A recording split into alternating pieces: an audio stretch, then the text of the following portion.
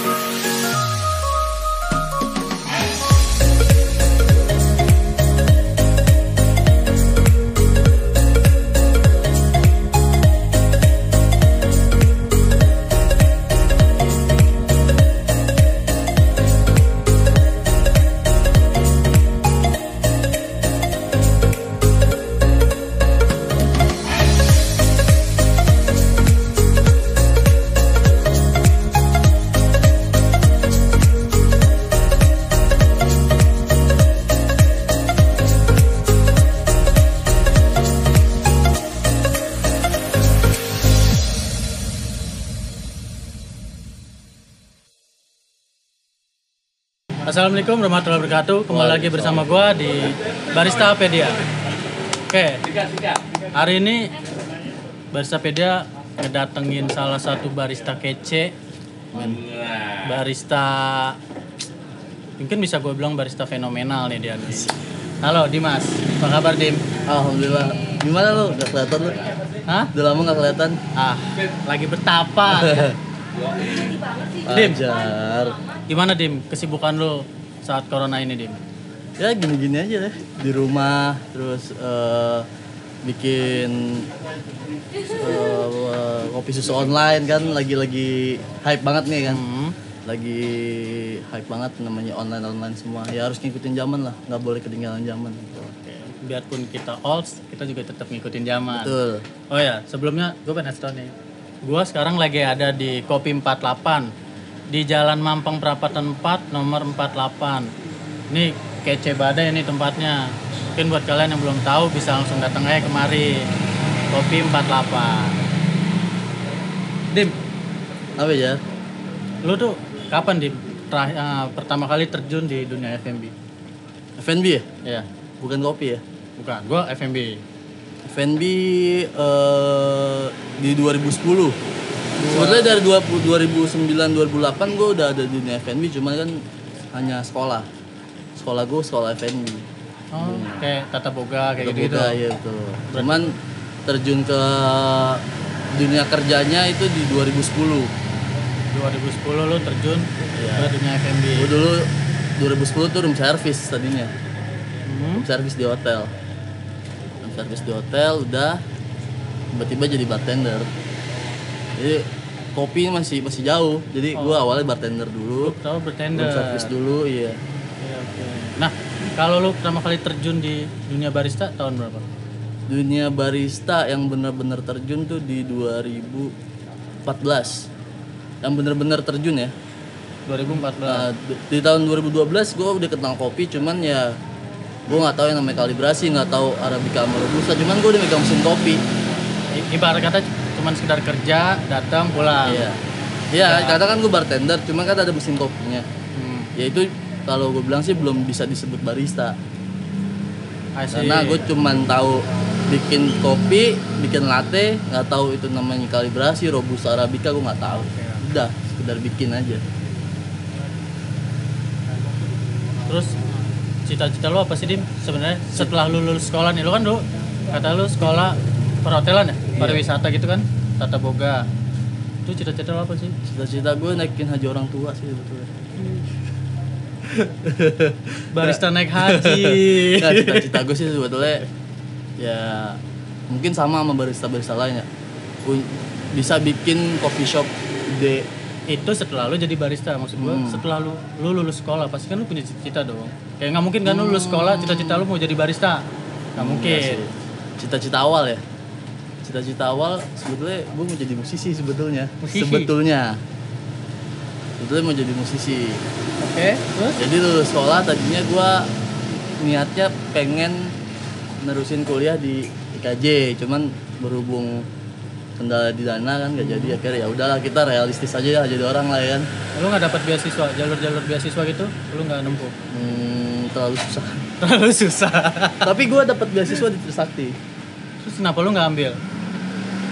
Nah itu inian sih. Jadi gue pas nempuh beasiswa di Trisakti, selang 2 bulan gue dapat kerja. Terus kalau beasiswa kan kita nggak boleh kerja karena harus ngikutin full tuh Iya. mata kuliah kan. Jadi gue disuruh pilih mau kuliah atau kerja. Berhubung gue udah dapet duit di kerja, ya udahlah kenal duit ya kan. Namanya orang baru sekolah, baru lulus langsung kenal duit. Kayaknya enakan duit deh ya kan. Nah, Dim, barista menurut lu tuh apa nih? Barista ya. Barista kalau menurut gua, kan kalau menurut Google kan orang yang ada di belakang bar ya. Iya. Oke, kalau menurut gua barista itu orang yang bisa pertama ya raci kopi pasti namanya. Raci kopi, terus dia bisa memanage di mana yang ada di behind the bar. Oke. Ya di mana di belakang bar dia bisa manage semua. Semuanya. Iya, entah mau kalibrasi apa mesin kopi, semua pokoknya yang ada kendala tuh harus bisa diatasin sama barista. Terus yang paling penting barista bisa datengin customer. I see.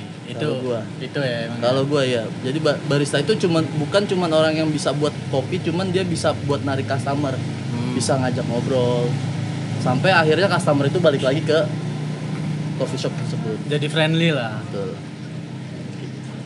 Nah, terus kenapa lu akhirnya memilih untuk ada di dunia barista? Oh panjang ceritanya itu, panjang Jar. Panjangnya? Jadi, iya. Nggak bisa 2 jam, nggak bisa sejam nih gitu ya ceritanya itu. Singkat aja, singkat. Kenapa tuh akhirnya lu milih itu? Dunia malam sih. Dulu kan gue bartender. Bartender berangkat sore pulang pagi, berangkat sore pulang pagi. Ya lama-lama penyakit kuning gue kan. Nah, Karena kena kena matahari. matahari kan. Karena matahari, alkohol segala macem. Terus gue memang dari jadi bartender itu gue awalnya memang tertarik sama kok kopi bisa digambar-gambar ya. Ya, Art. semua basic lah. Kalau Ya. misalkan orang mau terjun barista pasti tertarik sama latte Tertarik art. sama latte art. Kok kayak gini, kok bisa ya. Lama-lama gue pelajarin. Kok lama-lama gue tertarik juga sama kopi nih kan. Ya akhirnya ya udah kalau lo mau tertarik sama sesuatu jangan tanggung-tanggung, terjunin langsung. Basahin sekalian. Iya, basahin sekalian. Akhirnya bartender gue tinggal, gue ngedalamin kopi. Nah tapi yang uniknya, gue setelah ngedalamin kopi bukan latte art yang gue dalemin. Awalnya kan gue tertarik sama latte art. Ya. Yang gue dalemin ini kayak manual brew-nya, rasa-rasa kopinya. Itu lebih apa ya? Lebih unik aja Lebih kalau menurut unik. gue. Ketimbang kalau latte art kan kita ngelihat kan. Ya, tapi kan mengasah otak juga Iya latte betul, art. iya ngasah otak. Cuma kalau misalkan rasa-rasa dari kopi itu unik banget. Kopi rasa pisang, kopi rasa macam-macam ya, rasa mangga, rasa waduh. Itu sih yang unik banget sih. Malah kadang dari situ kita kalau misalkan orang awam kita bisa dikata orang gila. Oh gila lu masuk kopi rasa kayak gitu. Iya benar. Bener Gua kan? pernah begitu tuh. Bener kan? Ya. Ah gila lu, ini kopi mah pahit. Masuk ada rasa orange-nya, ada rasa lemonnya. Iya. Gila lu. Unik kayak gitu kopi itu. Gitu loh. Nah. Boleh ngerokok ya? Ngerokok. Yuk. Nah, Dim. Ya, Kenapa nih akhirnya lu memilih untuk menjadi seorang barista? ya itu, gue lebih tertarik di dunia barista pertama mungkin ya, mungkin lebih sehat Hidup. lebih sehat hidup ya. Gue nggak bilang bartender nggak sehat juga, cuma Iya. kan tergantung balik lagi ke kitanya mau ngikutin gaya hidupnya Iya. bartender atau enggak ya kan. Cuma kan kebanyakan bartender ya pasti minum, nah, kan gitu kan. Kalau barista nih hidup lebih sehat, lebih bisa kontrol jam juga sipannya juga awalnya ya dulu Ya. gue pagi pulang sore, kayaknya hidup lebih enak kayak gitu. Dan yang paling penting sih banyak temen. Oke. Apalagi di zaman sekarang ya. Sekarang kita tahu coffee shop setiap gang ada. Iya. Kayak BSI ya kan dulu Betul. kan. Setiap gang ada dulu sekarang. Jadi kita nongkrong di sini, kita punya teman, pokoknya relasi makin banyak. Itu juga ya acara-acara kopi juga sekarang Lebih semakin banyak ya kan. Kayak gitu sih, semakin banyak temen, makin banyak saudara kan lebih bagus kita. Nah, lu seneng nggak kerja di dunia barista ini? Lu seneng nggak? Kalau nggak seneng nggak bakal gue lanjutin sampai sekarang lah. Berarti seneng ya? Iya, Lu seneng. maksudnya ada di profesi ini? Ya lu seneng? iya, kan semua kerjaan pasti ada enak atau nggak enaknya. Oke. Cuman ya kalau misalkan gue masih bertahan sampai sekarang, pasti lebih banyak enaknya. Kalau lebih banyak nggak enaknya, pasti gue tinggal. Ya kan? Betul. Nah, Dim, kalibrasi menurut lu penting nggak, Dim? Penting dong, Kalibrasi. penting dong, Gue bicaranya buat diri lu dulu ya. Maksudnya gue nggak mencakup. penting dong. Semua kita hidup harus kalibrasi dong. Oke. Semua tentang apapun harus kalibrasi.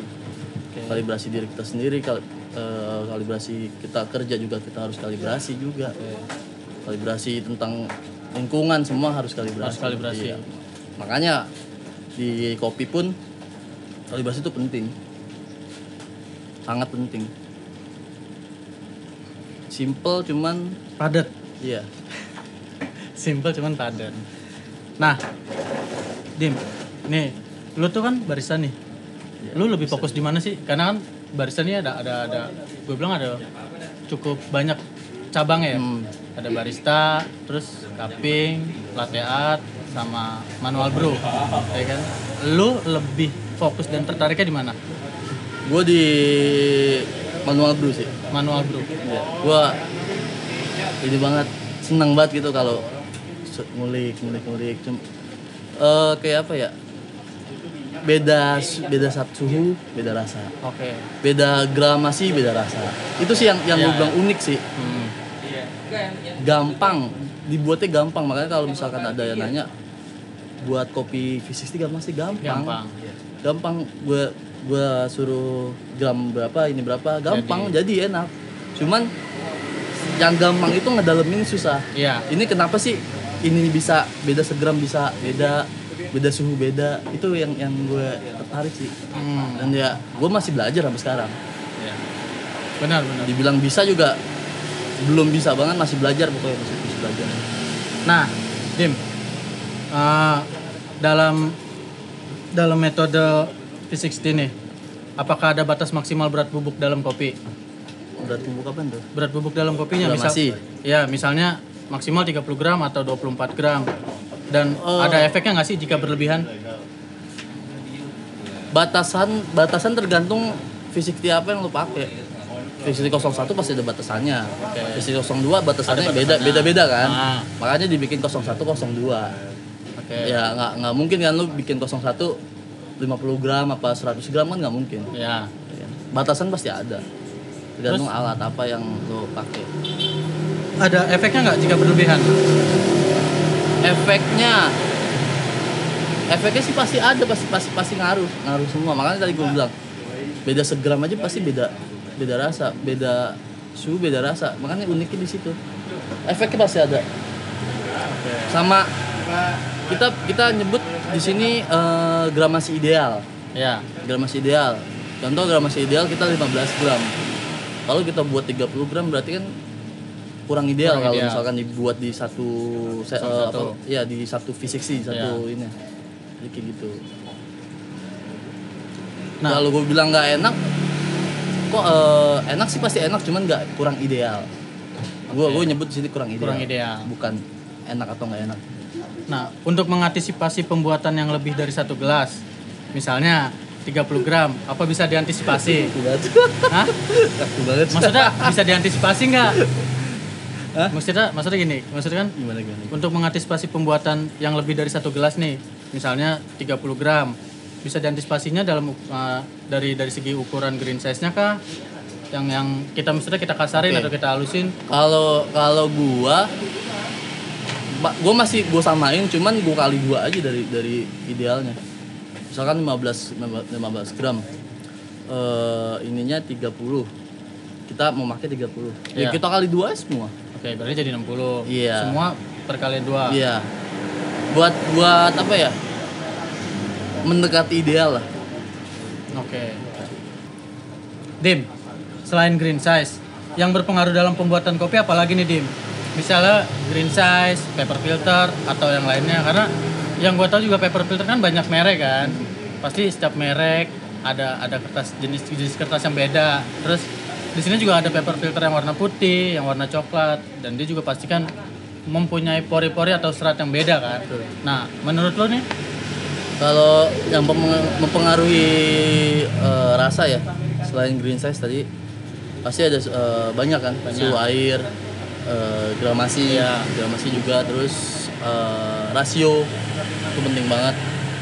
Nah kalau masalah paper filter, kalau menurut gua, nih dikoreksi kalau salah ya. Iya. Kalau salah mau dikoreksi. Gua lebih suka yang coklat. Yang coklat. Kenapa tuh? Karena kayak baunya natural banget, kayak bau kayu. Gue demen bau kayak gitu, bau natural, bau hutan ya. Gitu. Cuman ya kita meminimalisir kan kita flash kan. Kita flash pakai air panas biar bau kayunya tuh nggak terlalu pekat, nggak terlalu mempengaruhi rasa si kopi kan. Nah cuman kalau yang putih, merek-merek tertentu yang gue dapet malah kalau kita ngeflashnya nggak bener, kimianya yang berasa. Oke. Yang merek tertentu ya, gue nggak mau nyebutin merek ya. Kayak gitu. Jadi gue lebih demen yang coklat kalau gue. Gue pribadi ya. Nah, sebelum kita lanjut nih, mungkin gua mau kasih tahu lu dulu nih. Kita cobain kopinya di Kopi 48. Mas, komposisinya ya Mas. Dan gula aren itu. Wedang jahe ada? Ya. Nah, Dim, kenapa nih? Ini kan pasti banyak juga yang nanya kayak gitu kan. Kenapa kalau kita ngebrew atau ngebrewing nggak bisa pakai suhu yang 100? Dibilang nggak bisa, gua agak nggak setuju sama kata nggak bisa ya. Oke. Karena beberapa kali gue nemuin banyak temen-temen juga dia nyuhu pakai suhu 100 dan berhasil. Iya. Dan berhasil. Makanya gue gue agak kurang setuju sama nggak bisa. Karena maksudnya gini, karena ya sorry juga ya, maksudnya banyak yang bilang itu kan, ya lu kalau nyeduh pakai suhu 100 nanti jadinya burn, kebakar, gitu kan. Ininya seperti itu, apa namanya, kita kalau misalkan kita buka buku pasti seperti itu jawabannya. Cuman ya kalau misalkan balik ke kita nyeduh sendiri gitu, kita mau suhu 100 ya, kalau hasilnya enak ya pasti enak. Iya kan? Kenapa enggak? Gue banyak temuin yang temen, pokoknya kita eksperimen kayak gitu ya, pakai suhu 100 dan diaduk. Ya kalau menurut logika, oh pasti burn nih. Iya. Cuma kenyataannya enggak. Makanya gue agak setuju dibilang nggak bisa. Mungkin yang tepat kurang ideal kali ya, suhu 100. Mungkin bisa di kopi-kopi tertentu gitu. Misalkan di kopi natural pasti burn. Cuma kalau di kopi wash yang full wash dia mungkin bisa gitu. Jadi bukannya nggak bisa, cuman kayak kopi tertentu aja. Nah, Dim, di sini kan lu juga punya bisnis kopi ya? Alhamdulillah. Apa namanya? Kanjeng Kopi. Kanjeng Kopi ya. Di mana itu? Di daerah Raden Saleh, Cikini. Cikini, pas di dekat stasiun atau gimana? Di dekat arah rumah sakit Cikini, Raden Saleh. Harus itu. Nah, mungkin gue bisa rekomenin ke lu nih, Dim. Lu cobain, Dim, roastingan sini juga. Karena di kopi sini. Di Kopi 48 juga dia ngerosting, Dim. Roasting juga ya? Roasting, namanya Spekta 48. Spekta 48. Ya, kalau untuk kopinya, dia ini Kopi 48. 48 banget, ada JKT-nya nggak? Iya, nggak ada mungkin. Ada Nah, JKT-nya. Gitu. Kalau untuk di roastingannya, dia Spekta 48. Nih. Nah, di sini ada single original nih, Dim. Ini Sumatera Ulu Belu. Ulu Belu. Coba pegang. Enak tuh. Nah, kalau ini Aceh Gayonya nih. Oh, enak tuh kayak itu. Ada juga house blendnya, makanya gue bisa rekomenin lu. Mantep nih ya. Kita gue coba deh nih. Cobain lah. Bisa beli di online. Online juga. Oke, bisa. Lu cek di aja. Di GoFood, di GrabFood ya bisa ya. GoFood, GrabFood. Langsung ketik kayak Kopi 48. Mantap. Semua termudahkan. Iyalah pasti mudah. Harganya juga bisa ya. Tenang. Iya, kita lupa tadi kita mesen kopi ya. Kak, kopinya tadi udah belum? Oh iya. Sorry ya. Ini satu lagi kopi 48 kopi and tadi. Sebentar ya. Ini kopi apa nih? kopi kekinian ya? Yang lagi hits. Gula aren ya? Gula aren. Coba dicobain dulu, Dim. Coba dulu ya. Coba dulu. Satu lagi belum ya, Kak? Iya, bentar ya. Yang kopi WNJ ya? Kopi WNJ belum. Ini aduk dulu. Aduk dulu.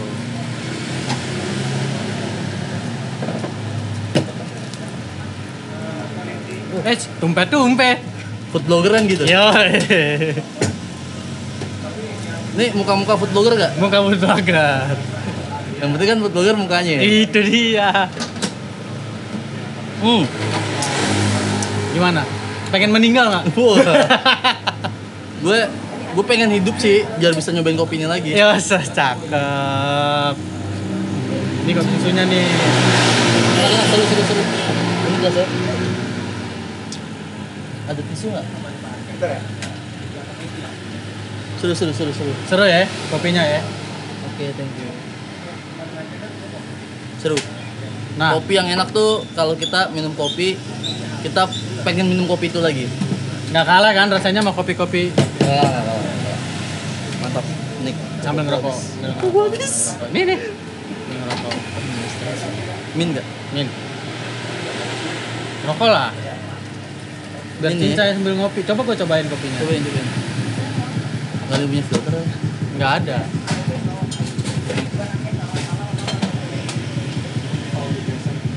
Wah, gila sih.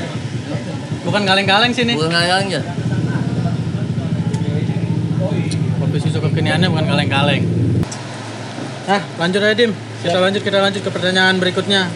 Kasihkan ngopi nih kita nih.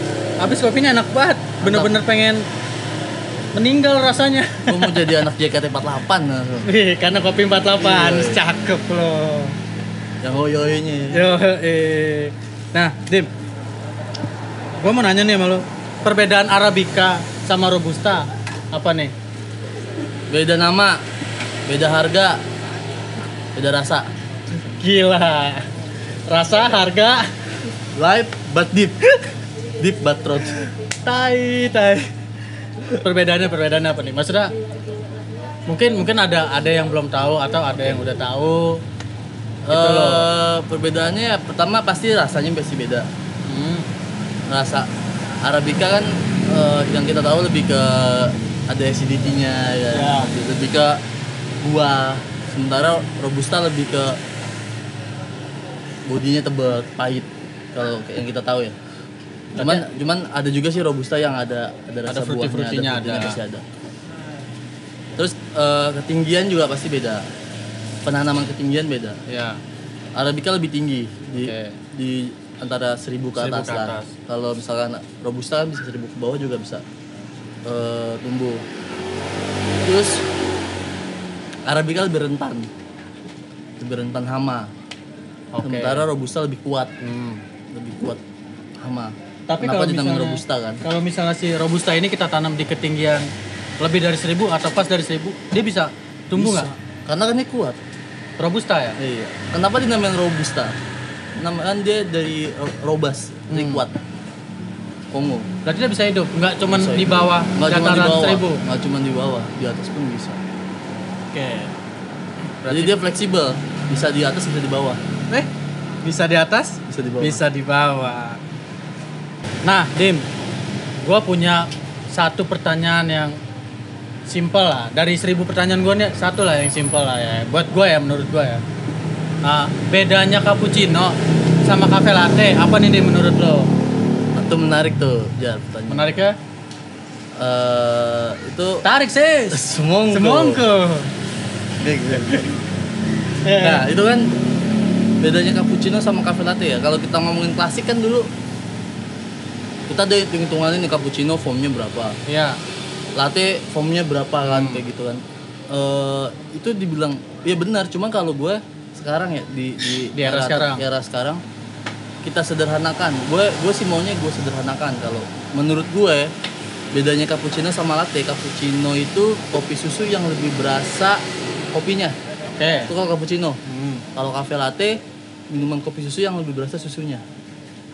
Kalau gue mensederhanakannya seperti itu. Jadi Berarti kalau misalkan kita cappuccino kayak kopinya sekian, ini sekian, susu sekian, foamnya sekian. Itu kalau gue bilang terlalu rumit. Iya. Kalau zaman dulu kan kita buat on top lah Iya. segala macam ya kan. Foamnya ketebalannya sekian Sekian senti. ya kan, latte sekian.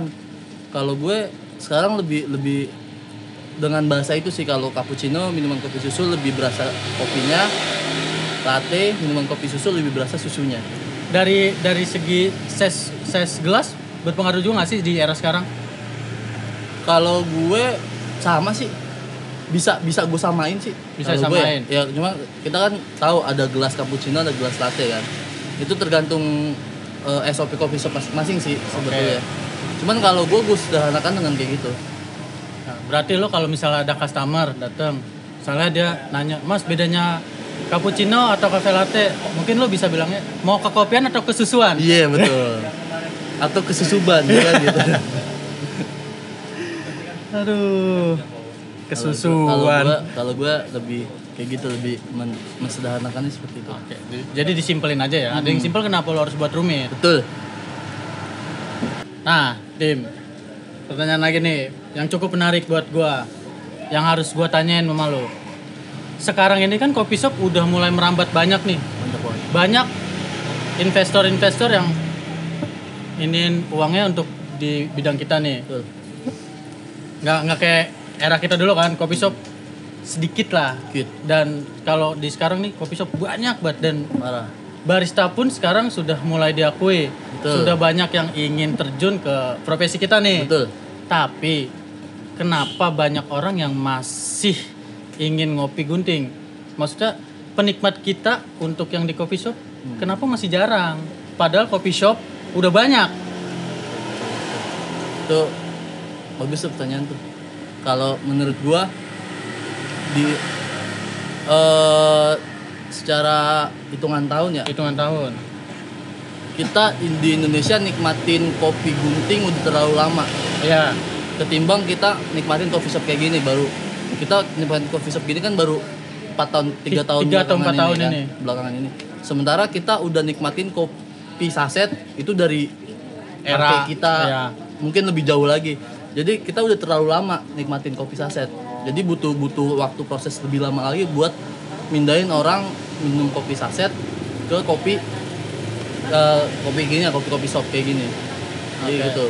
Pertama itu, yang kedua juga pendapatan per kapita kita agak kecil. Agak kecil. Kita pendapatan per kapita berapa buat nikmatin kopi yang harganya misalkan paling murah kita 10.000 ya, 10.000 sampai 15.000 itu masih mikir 2 kali ketimbang ada yang kopi 2.000 kok. Iya. Jadi gitu, pendapat per kapita sih kita kecil. Berarti gua bisa simpulinnya kultur ya? Kultur. Iya. Kita udah jauh dibiasain orang dulu minumnya kopi Minum saset. kopi. Kultur banget kan. Emang maksudnya budaya kita udah mayoritas manis nih lidahnya. Tapi kan maksudnya gini, di kita pun juga bisa kita bikin manis kopi ini. Bisa. Kenapa dia masih nggak mau juga lari untuk ngopi di kedai?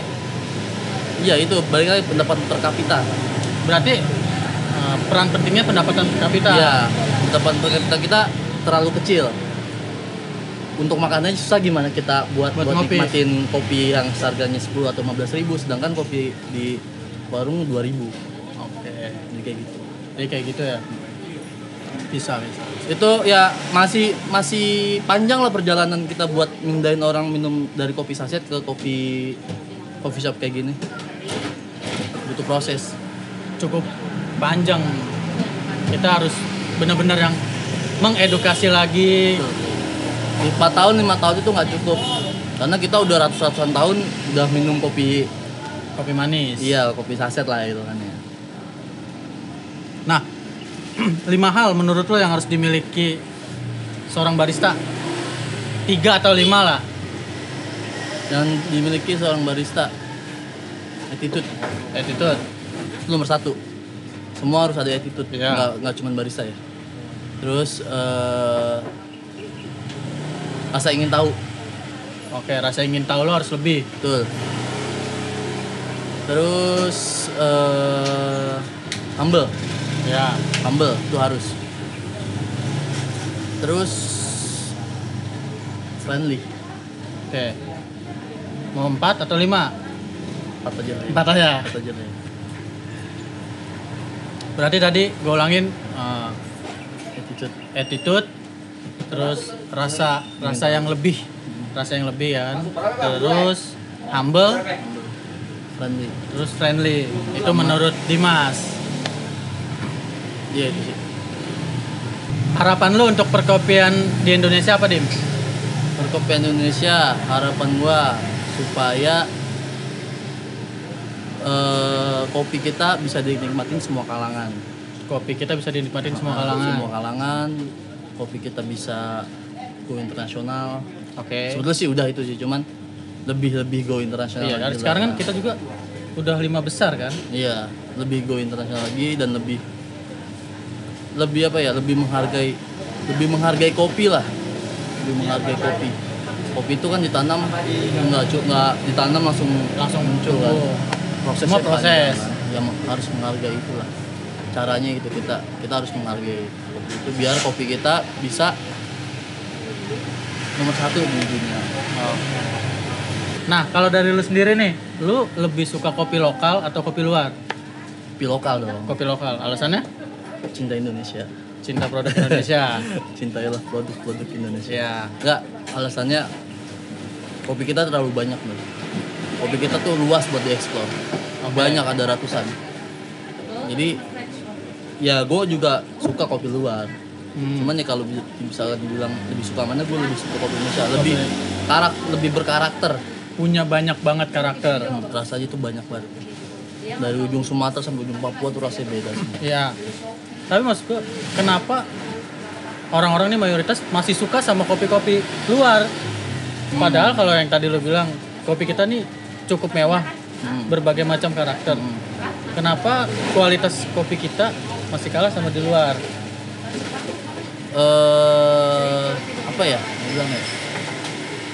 Lebih ke bilang gengsi bukan ya? Branding Mungkin ya.